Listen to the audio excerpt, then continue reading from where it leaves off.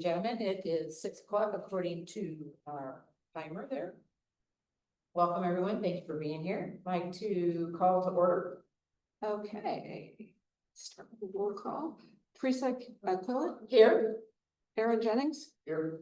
Susan Vaness, Here. Scott Finley, Here. Roger Edwards. Here. Madam, we have a quorum. Thank you. All right, whatever you can. Like allegiance.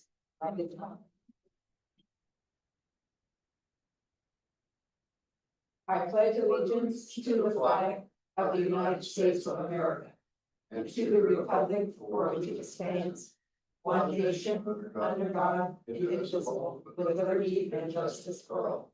Thank you. I think Brett just came in. Okay. All right, approval of the minutes from the meeting of June 9th. I did not bring the minutes with me. I did email them to all of you guys. Did you have a chance to? I read them. Did you guys read them? Yeah, okay. I didn't get them.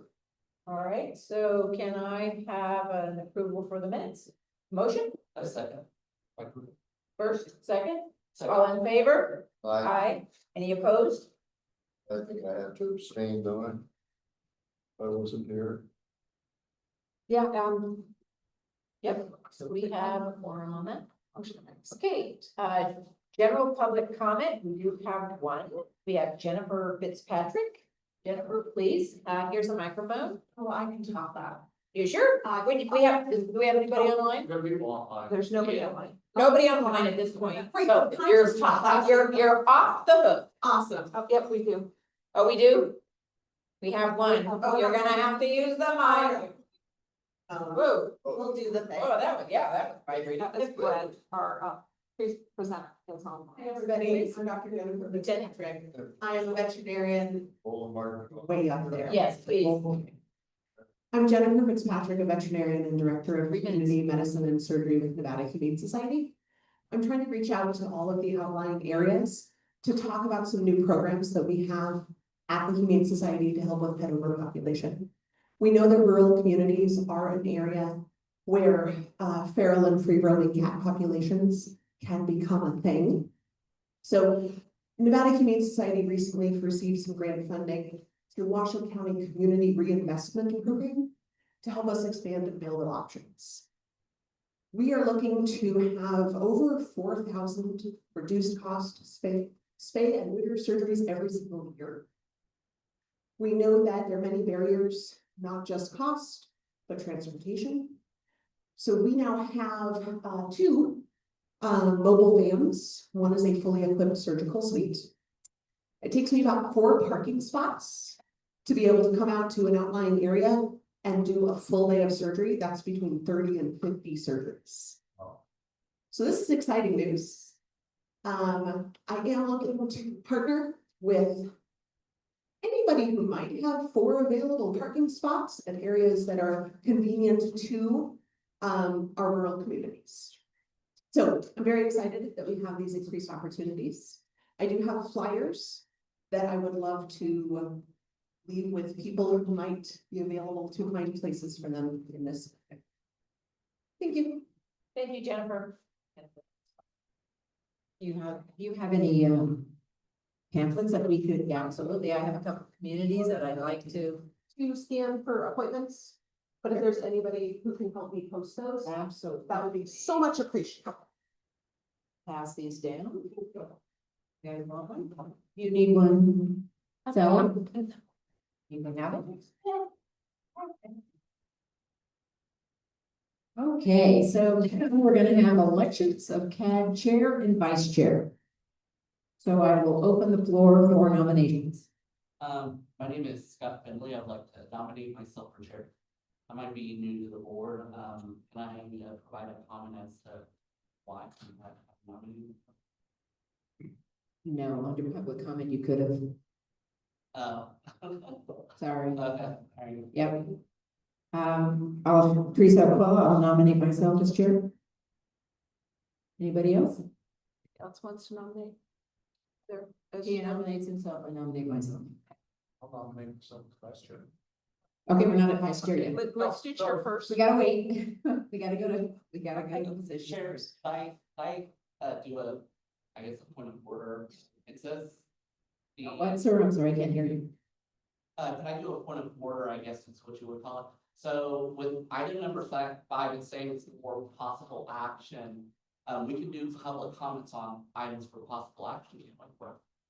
Sure. Okay, yeah, go ahead, sure. Okay, thank you. Well, we have two nominations. Let's just Okay, start with that. sure. And then before you guys vote, go ahead and you can make board comments onto that as well. I'll let you go first, sir. Okay, so, my name is Scott Bentley. And despite being one of the most recent additions to this board, I would like to nominate myself for the position of chair. Professionally, I hold degrees in paralegal law and communications. As a former student of TMCC and a current student at UNR, I have participated in many clubs and have held various leadership roles. As a club officer, I developed skills in leadership and team collaboration by leading meetings, coordinating events, and aligning team needs to ensure effective communication and goal achievement. Most recently, I learned how to successfully facilitate meetings that ensure all voices are heard equally, contributing to the success of UNR's Wolfpack Howl events this spring. Most members of this board have interacted with me in one way or another and know that I am highly competent. I can guarantee that I will be present in person, rain or snow, barring acts of valor. I take these roles very seriously, and I value transparency and open dialogue. What makes me qualified is my clear understanding of how important the North Valley's CAB is for empowering our community to have a voice. We are called the Citizens Advisory Board for a reason. This board's role is to provide advice and recommendations to the county commissioners. Our county commissioner, Gene Herman, cannot be everywhere at once, and it is impossible for one person to know everything. Likewise, members of this board cannot be everywhere or know everything. This is why, as citizens, it is imperative that we come together to inform one another and deliberate. So the advice we provide is accurate and of the highest quality, contributing to the success of our community and our county. It is vital that North Valley's residents understand that their opinions and concerns matter. As chair, I will work to ensure that each meeting is as productive as possible and that our commissioners receive the input they need to make critical decisions. As friends, family, and neighbors, we come together to strengthen our community. Thank you. Thank you, Scott. Teresa Aquila, been a member of North Valleys for 52 years. I have worked in various different positions where I work closely with all communities within the North Valleys over the last 48 years. I've been on the board now for, I think, 10 years. I've lost track. And I take a lot of pride in what we do here as citizens and the voice for everybody. We are advisors. We are not law makers. We can't change policies or procedures, but we can give advice and we can bring to the CABs topics that are of interest to the communities. Because this is where you live, this is where is your safe place, and this is what you want to know about, that if the demographics or the geographics changes because of development, we don't have any say per se in that, but we do as a North Valley's community or any of the valley communities in Washoe County. If we don't speak up, then our voice is not heard, it's muted. So it's very important for me. For over the years, I've worked, like I said, with all communities, and my heart is here. I've missed the last couple of meetings because of work. Work is growing, and so my department has grown exponentially, and I have had to, I've lost track of a lot of things in life, unfortunately. But now we've been able to stabilize there. So my commitment is 100% here. Those are the only two, other than one excuse, that I had to be at another meeting that I've missed in the entire 10 years that I've been here. So my commitment is strong with this board. So with that, I'll open it up for voting. So all in favor of Scott, please raise your hand. Okay, and we have Scott as our chair. Okay, now so I'm gonna give this to the new chair. Get that, Scott? Thank you. So as your new chair, I guess we will open up nominations for vice chair. We already know, yeah. Oh, I'll nominate myself as vice chair. all right, and if nobody else will nominate themselves, then by default, Aaron is vice chair. I'm not going to run again. I have too much problems making a meeting, so I'm gonna stay out. And if you're the sole person running, you have it by acclamation. I'll take it. Thank you. That's it. And if we could, I guess, move on to, if there's nobody wants to give public comment on item 5, then we will move on to item number 6, public safety updates. Good evening.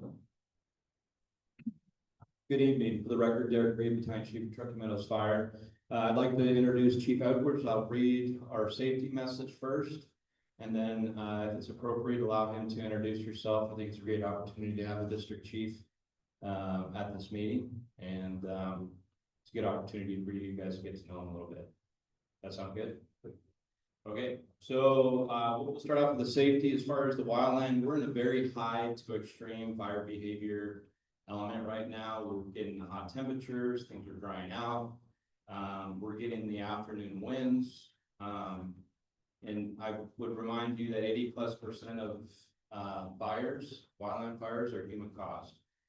People mowing their lawn, trimming, metal cutting, working on cars. There's a lot of reasons why, barbecuing. And it's not that we don't want you taking care of your properties, that's actually essential that you do. Just be cognizant and aware of when you're doing it. Like right now, it being windy and hot and dry at the end of the day when things are at the driest is the worst time. Because if we get a spark, that fire that may have stayed a 3x3 spot is now going to be potentially running off of your property into somebody else's, into the wildland. And that's, you guys know, you've lived in Nevada, you know those fires get big quick. So just be cognizant of that. As far as the hot temperatures, be aware of hydration, shelter from the sun, whether that's sunscreen or shelter.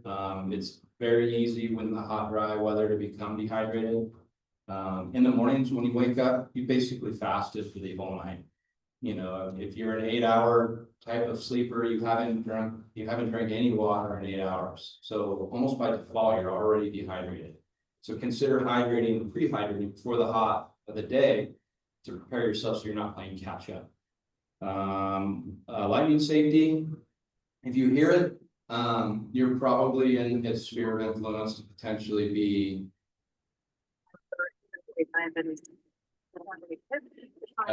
it's very rare, but you can get struck by lightning, and depending on where.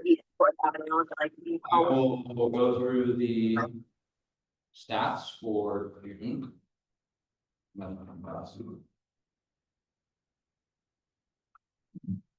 Okay. So for fires, we have 7 EMS responses, 96, motor vehicle accidents 6, hazmat 1, public safety 14, good intent calls at 86, false alarms 6, and that's a total of 216. Does anybody have any questions for me regarding anything I've spoken of so far? Okay, I find it a pleasure to introduce Chief Edwards, and I'll hand my mic to him. Thank you. Well, good evening, everybody. Like Chief Reed said, my name is Richard Edwards. I'm the new fire chief for the Truckee Meadows Fire Protection District. I'm very honored to serve as your fire chief. I come with about 30 years of experience in the fire service. Spent the last 25 years in the city of Stockton, where I started as an entry-level firefighter and rose up to the ranks of fire chief, holding every rank along the way. I spent the last 5.5 years as their fire chief and really tackled tough issues such as the finance, dispatch, community partnerships, consolidations, and auto aid agreements that I think will lend itself to really helping grow the Truckee Meadows Fire Protection District into the future, as those are a lot of similar challenges that we're seeing right now, especially in the area of finances I don't know if there's any government agency that's not experiencing some budget shortfalls there as well. So I'm very happy to call Nevada home now, my family and I. I'm very proud to serve as your fire chief, and I look forward to working with you all into the future. So thank you very much. Thank you.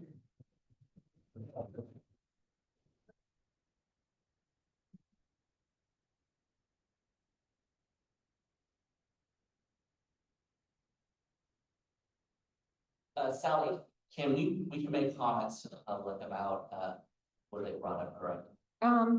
Not, right now, you just finished up your public safety updates. You could have made comments too. Okay. For the public safety, we're going on to the presentation. Okay.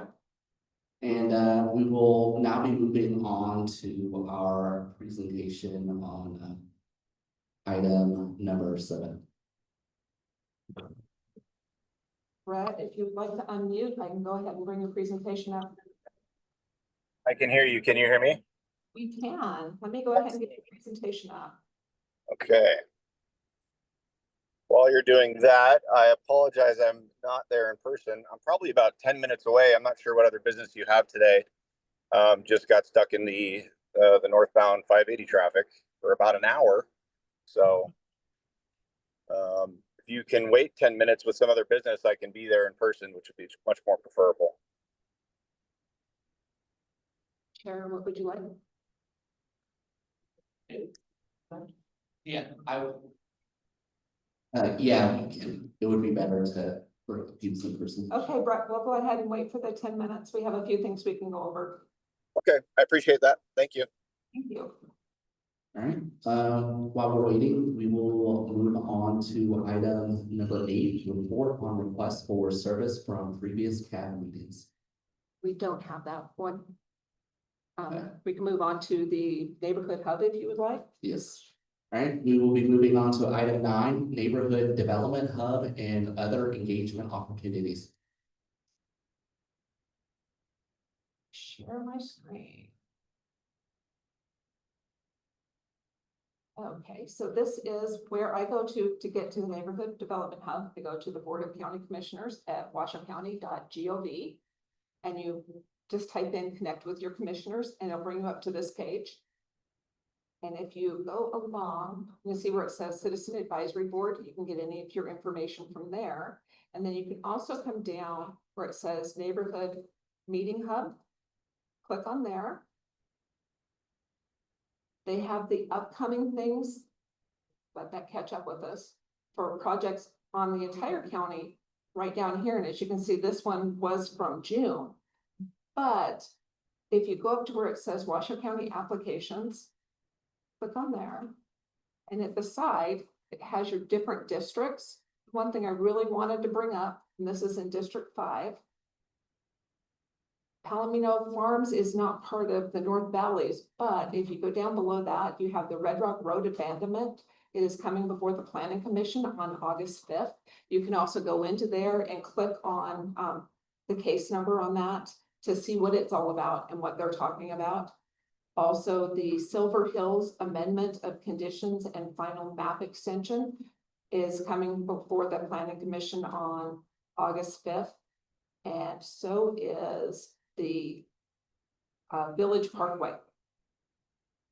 So those are all items that I thought when I was looking at it would be of interest to the people that are in the North Valleys.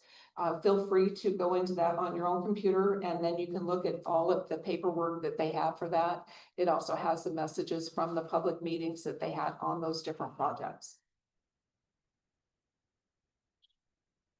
So is there any questions on that I can answer for you?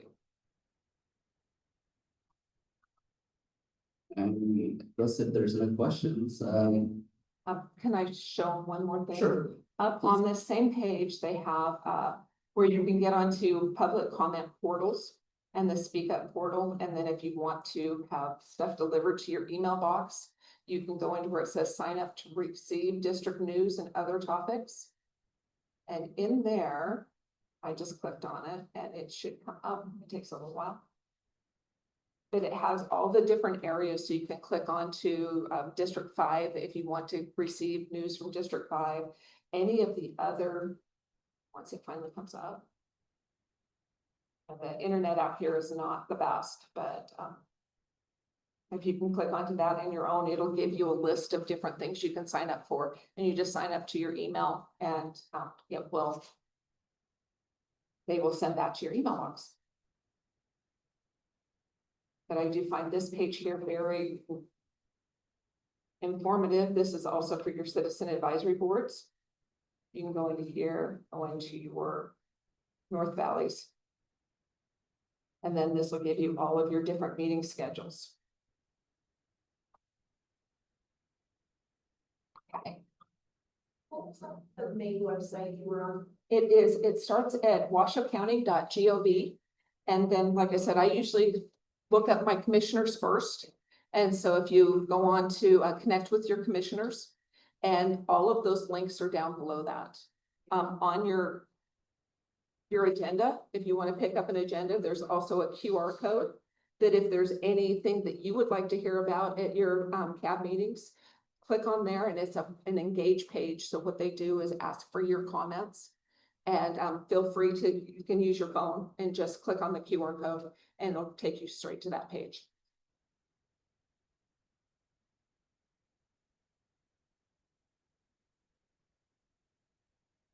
And Sally, is that the rest of is that it? That is it. Okay. We will be moving on to item number 10, board member announcements, requests, discussion. Does anybody have any input they would? No? Well, I have some things I would like to see about bringing up for discussion on the following, the next meeting, the next agenda meeting. Let's see. I would like to request that this be placed on the next agenda. At the last North Valley's CAB meeting, there was a public comment given by Joy and Donald Anhold, who have lived in the Horizon Hills neighborhood since 1979 and have concerns about zoning changes from housing to commercial for a parcel in the Peabody Foothills area. They stated that warehouses have been proposed on the west side of Horizon Hills, which is why the zoning changes are being considered. The parcel in question is located at 0 Chippewa Avenue, assessor's parcel number 082-225-10.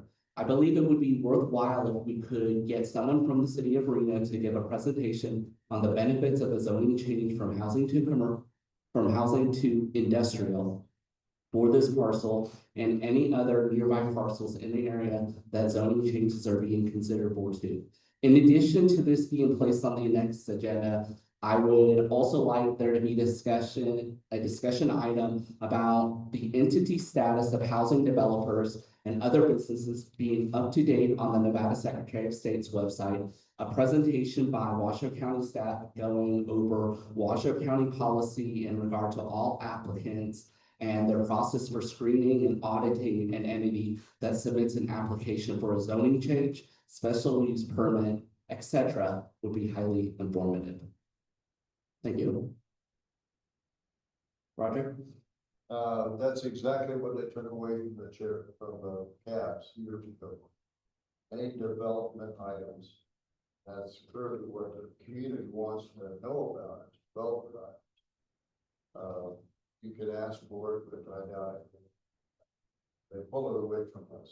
So they would not give a presentation. Oh, they might, you know, ask them, I suppose. Okay, yeah, the answer is no if we don't ask, so.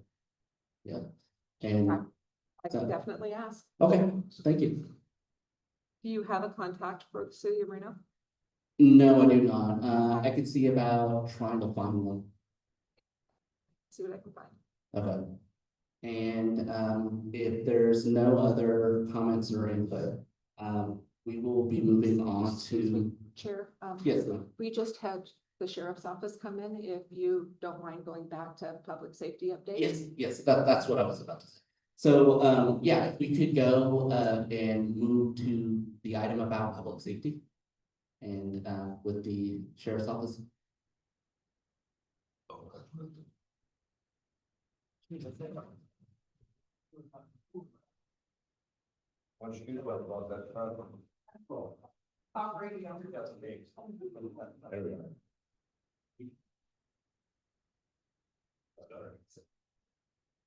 Good evening, everybody. My name is Lieutenant Nick Tone. Introduce myself. I'm recently promoted to lieutenant. Most of you guys have never seen me before. Spent my last little while at the sheriff's office in the Klein Village in Crystal Bay area. Prior to that, I regularly worked with Cold Springs, Lund Valley, and Daniel Valley. That was my beat prior to the lake for a stint. Just a couple things I have for you. A couple updates specific to North Valleys. We just published our Q2 data, published on the 10th, and mostly the only thing of note really is going to be our calls for service. The actual dispatch calls for service, which usually comes from a 911 call, something of that nature, citizen calling something in and asking for police response, is down from a 3-year average of 768 to just under 700. However, our staffing is improved, and our 3-year average for self-initiated activity from our deputies specific to this area was 834. We're up to 1,158. So the increase in deputies is definitely correlated with an increase in self-initiated activity. DUI units, we're out there specifically looking for DUIs, rolling around the neighborhoods, initiating those traffic stops, and whatever else deputies see and feel the need to address while they're out and about. On one more item, on July 4th, we were extremely busy. Just of note from our dispatch center, our data just came in, and we are up over 500 calls for service average for July 4th weekend. Just on July 4th, our dispatchers took over 2,000 911 calls just on that day. So it was very, very busy, but in my opinion, it was very successful July 4th. Certainly. Thank you for that. Okay, I believe we will be moving on to item number 11, general public comment. Would anyone like to make a public comment? I would. Okay.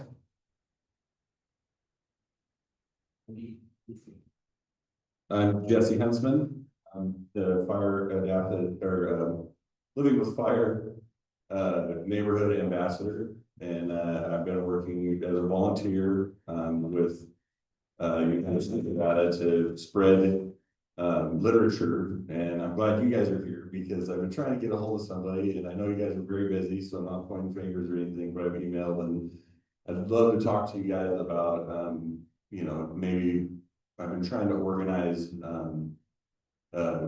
spreading literature and also maybe get some volunteer stuff going on. My wife Lauren and I are lifelong residents, and I live out in Lund Valley. I work for NDOT, but I'm also a defensible space service provider. We have a small business that we started. My wife's mother and sister both lost homes in the Paradise Camp Fire, and my mom a couple of years ago lost her house, and my stepdad lost their house, and they're fine now, and but this has become a priority for us, my wife and myself, and we just want to help people get educated and educate people on defensible space and fire preparation. So I have some literature that I brought that's all University of Nevada authorized fire adapted Nevada literature that's going to help people. There's some Spanish stuff over there. I can get more. There's a QR code that I laminated that has everything on their website, so that goes directly, the link is directly to their literature site, and if you just click on that, you can get all their literature. Yeah. Wait, you can't get off that easy. Okay. All right, now for us old folks, they can't do our maintaining our defensible space anymore. Yeah. Do you have contacts so we can get, laborers and stuff like that? So I did, there's another laminated QR code over there for my business, which is High Desert Land Specialist, and we offer defensible space service, so we can do that. I'm strictly here as a volunteer, and what we're trying to do right now, I've started with the help of the other neighborhood ambassadors. And by the way, anybody can become a neighborhood ambassador with Fire Adapted Nevada. So that's something that we encourage and we want everybody to get involved in.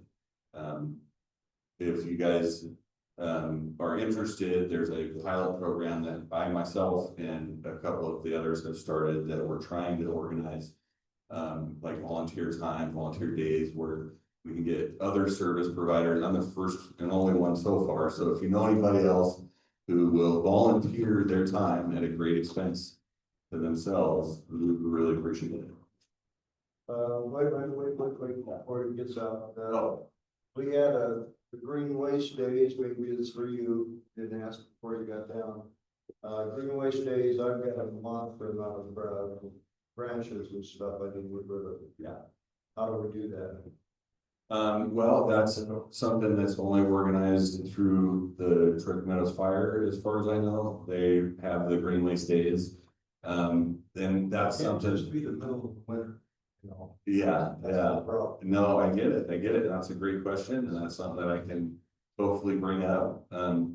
I have noticed that there, is definitely a need for that.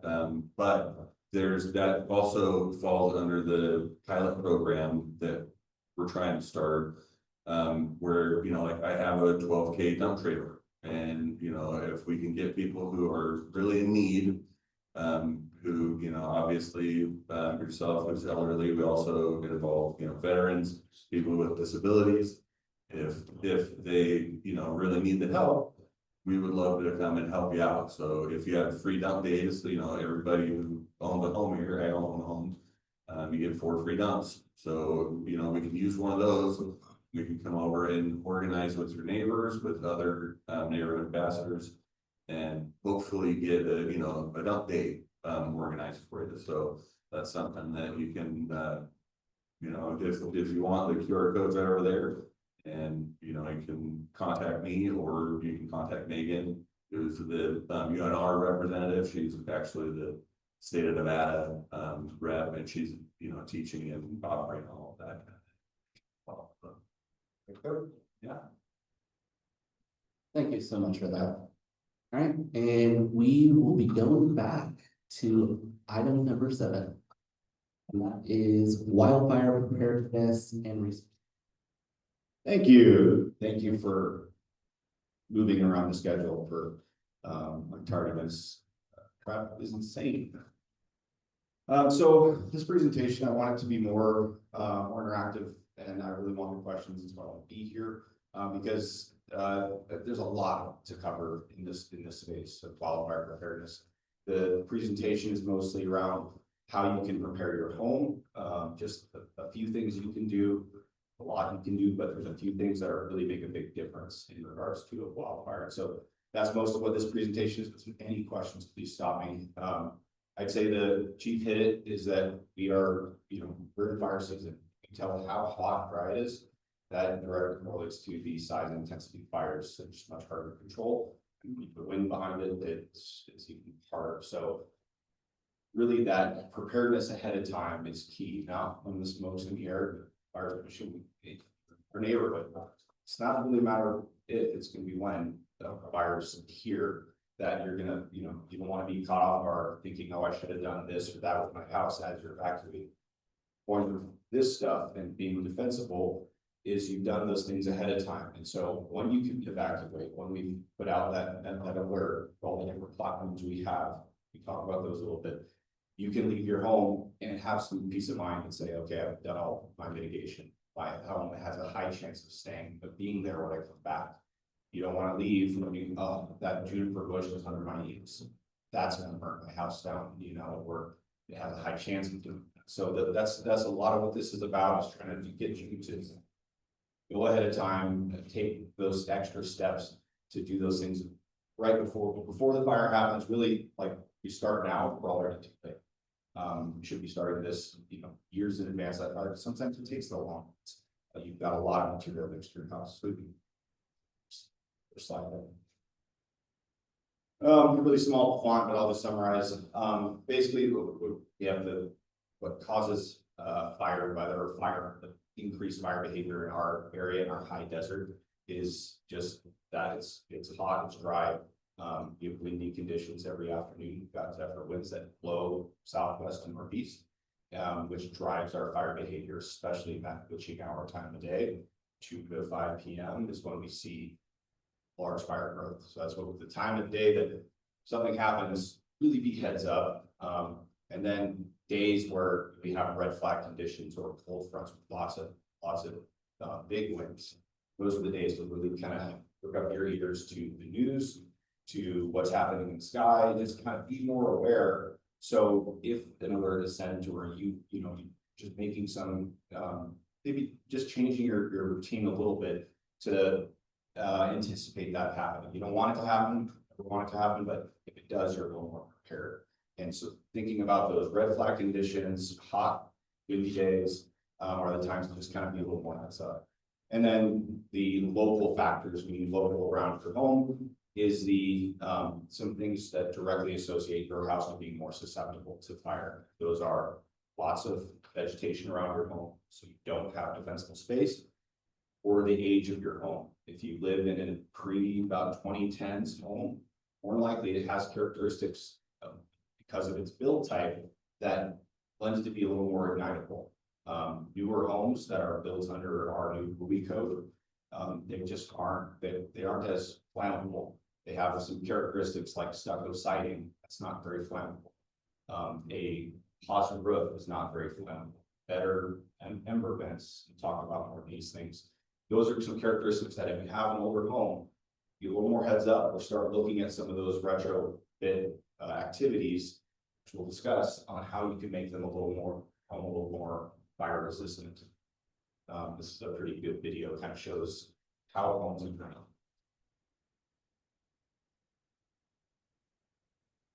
We'll do the whole thing, but at least you can see the first part of it. You can actually skip ahead to like it's 30 seconds. So really what they did, the Insurance Business Institute, study how homes ignite. Instead of doing a flaming front, they did embers. 60 to 80% of homes turned down due to embers. You can skip forward until the end of the start point. That's what they want to see.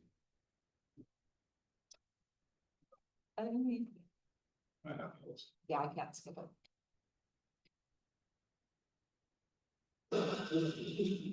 They're just simulating how a standard vegetation, standard siding, final siding house. They just kind of simulate everything to do with a normal house, but in a controlled environment to show, you know, when embers start blowing, so wind-driven fire, push the head by embers like that.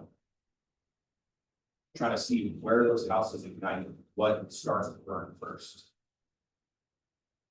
And 10 to 20 miles per hour, is not very high winds. So in our area, we see 3 to 50 mile an hour.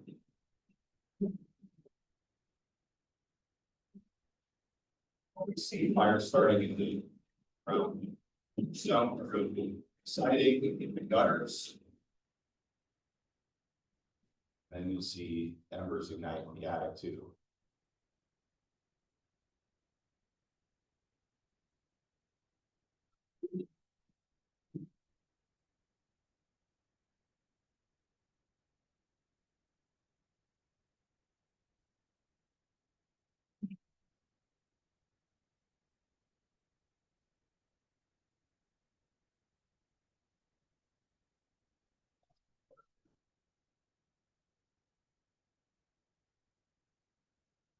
See, it's that exposed face of the house, that all the windy side of the house, that's the most susceptible. So that's really just illustrative of how fires ignite your homes, how those embers really are the driving force behind them.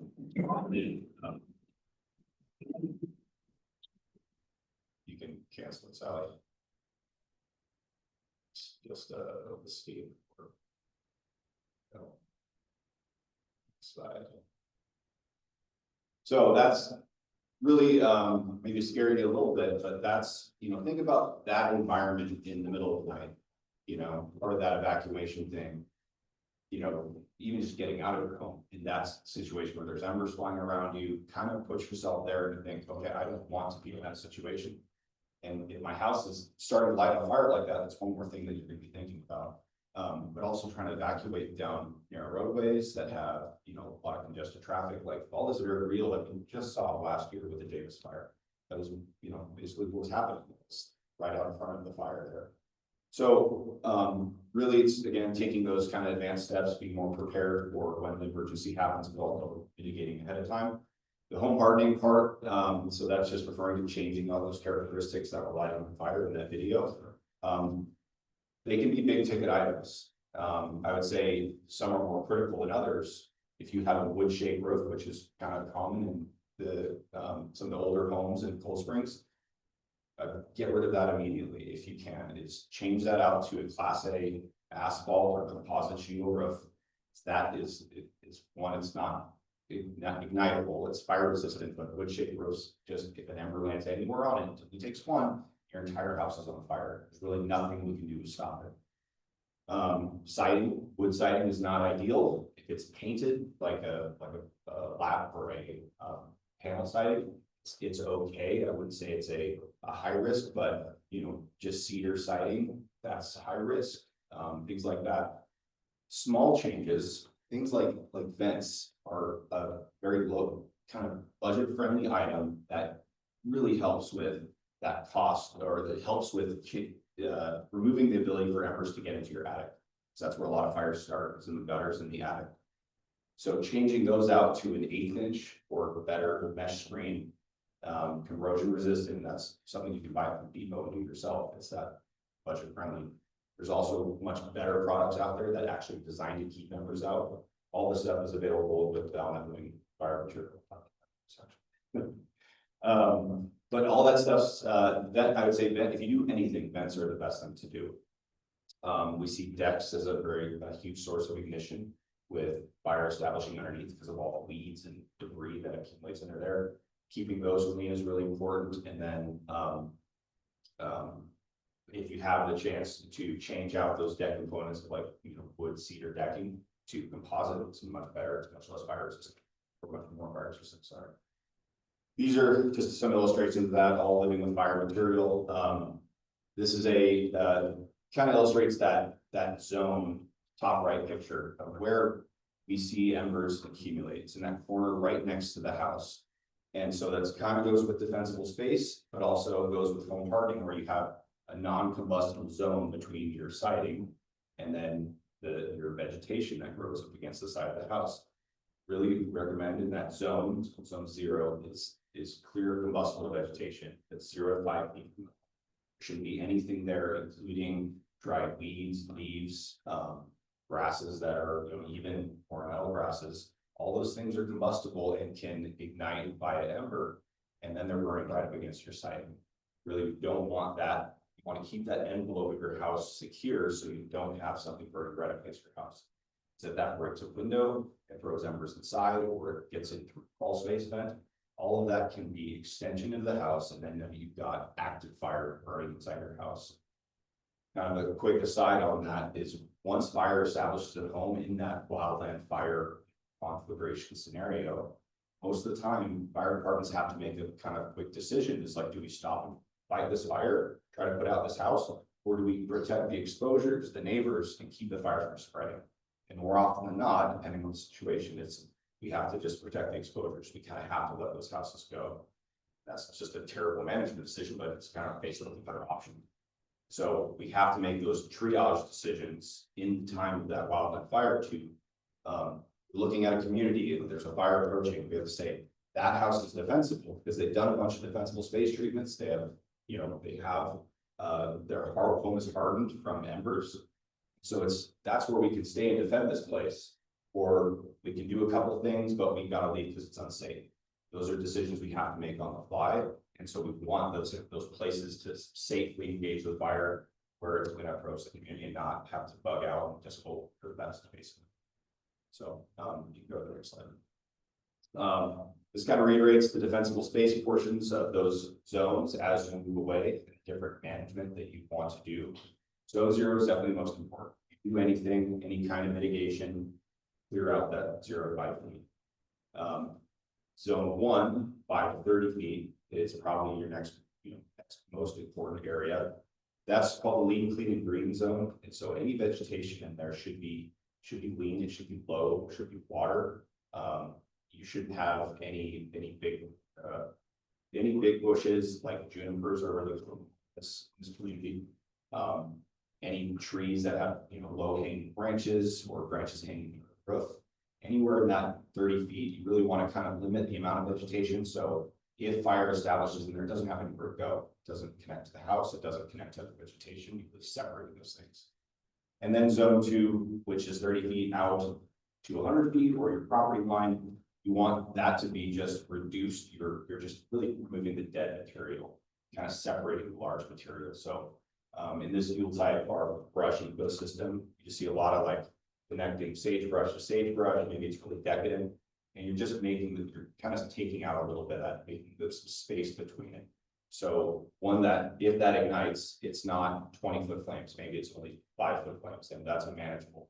Then by the time it gets to your 30-foot zone, it's a manageable fire, goes down to nothing, and then we can work with that.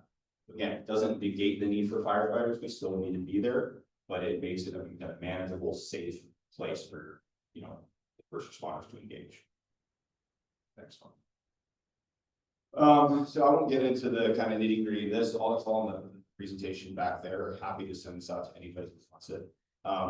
But I really want to talk a little bit more on kind of evacuation preparedness, because that's a big topic that I think people want to think about until it happens. And so, I just omitted it from this presentation. But these are the resources that I really want you to take note of, take a picture, or just go on to emergency management's website or Truckee Meadows website. You'll get to this place. These are all the notification processes that we use and recommend that you sign up with. So Smart 911 is the first one. That's with emergency management. That's replacing Code Red. We've all heard that by now. But Code Red is going away and there's no transfer over. So everyone needs to get into Smart 911 to be on that notification list. What's good about that is if you have any issues, medical issues, mobility issues, durable medical equipment, anything that we don't know or that you want first responders to know about responding to your house, whether a wildland fire or a medical emergency, that's a place that you can put it. And so great stuff to know for us when we're doing evacuations. If like these 30 people need help, we can get more resources to those people to help. So going through Smart 911, please. Perimeter is the next one, or perimetermap.com. That's a good one to just have as a browser on your phone during this time of year, because that's how you're going to get notified if your area is set for evacuation. You're going to get reverse 911. You're going to get all the emergency alerts. Sometimes those don't hit based on where you are, because they're just hitting a cell tower. And if you're just kind of in the area, then it might not affect you. But perimeter map, if you're on it, you'll see if you are within the perimeter of an evacuation zone or an expected evacuation zone. That's where all that gets updated to within minutes of an emergency starting. If we want to evacuate a place, firefighters will populate that map, send it to emergency management, and then they will push out notifications and it'll be there immediately. So that's fantastic. It's really, nifty device that we've adopted and it's worked really well in the past few years. So have that as a browser this time of year and use it. Community Connect is kind of the same thing as Smart 911. It's info for us on our engines going to a medical call. We can see things about your property. If there's anything special there, like there's a back door here or there's a fence here, like you can kind of put all that stuff in the profile. It's just good info. So I recommend there, and all of that stuff is on emergency management's website. So that's the bulk of the presentation. One additional kind of good piece of advice is this time of year is to have a go bag. Who is here has heard or has a go bag? A few. Good. It's a good thing to have, especially when seconds matter and you are, middle of the night, you're groggy, you're told to get out in 5 minutes because the fire's right there. That is not the time to think about what do I want to pick up within the next 2 minutes to get out of my house in time. And so Part of that could just be even a checklist that is part of the go back, so you can do the things on, take care of those tasks on the way out the door. And you can pick up a bag, get in your car and go, and you've got passports, court documents, money, shoes, sometimes, things people don't have. Lots of good, there's lots of good examples of go backs, right across. So I recommend that as a good resource, and we have some on our websites as well, but, please prepare for the impending fire season. Thank you. Thanks. Questions? Yes, I have to hold the microphone here or there. Here. No, I'm just talking to So myself. I know you didn't. Thank you. Thank you. Yes, so I have watch duties, Please, which also. please announce your name for the record. Becky Flannery for the record, sorry. I have watch duty, which also uses the perimeter map. Is that just as effective? Just as effective, I would say the WashUni it's an aggregate for all that information, so it's just downloading further. But WashUni actually has probably more information because it pulls in from other sources and social media sites. So it might just be a better one-stop shop. I'm going to direct people to the thing we pick for. Yeah. I do love the watch. Yeah. Any other questions? So some resources that mostly apply. You can go back one slide. So Greenways Days, we have those coming back to the district this fall. We're still working through that. Curbside shipping is one thing on pause right now, just due to budgets. That's one thing I'm trying to pursue through grant options that can pay for those services again. Open burning is something we really like to endorse around in December and April, those burning months, any other time of the year. But it's a fantastic way to get rid of that material without backbreaking work. Just doing it safely and through, a work permit on Trentino's websites. And then any defensible space inspections or recommendations that you want, have to leave my cards back here, and you can call me or just find my info on the next page here and let me know if you'd like advice on what to do with your property. Just if you think everything's good, then great. You'll get a really good recommendation, you can survey from me. But maybe there's some things there that you've omitted to look at, and I can help you with. So thank you. Thank you. Thank you. I want to thank everybody for attending and this meeting and giving us your input, and we will be adjourning. Need a motion? We did. We asked. Need a motion? Was there, So. who wants to speak? Need a motion to adjourn? Oh, yes. I would like to. So moved. Okay, yes, you. Hey, the sheriff's department and local community. And thank you for the presentation. My most favorite part is the sheriff's department and the fire department. And I followed the legislation closely, and we're still following the county commission and what's going on, and I'll give my opinion about the consolidation, but I'm bringing people together. And I know there's two sides to this, but I guess that we're out here in the North Valleys, we're a little selfish, but we want to keep our Kentucky Meadows Fire Department as one and not consolidated. So that's my piece. Okay. And there's a lot of people that need to know the pros and cons of what's going on. And we're hoping our commissioner is on the fire board. Thank you. Thank you for the Susie. I would like to. We have a motion. We need a second. Okay. All right, we are adjourned. Thank you.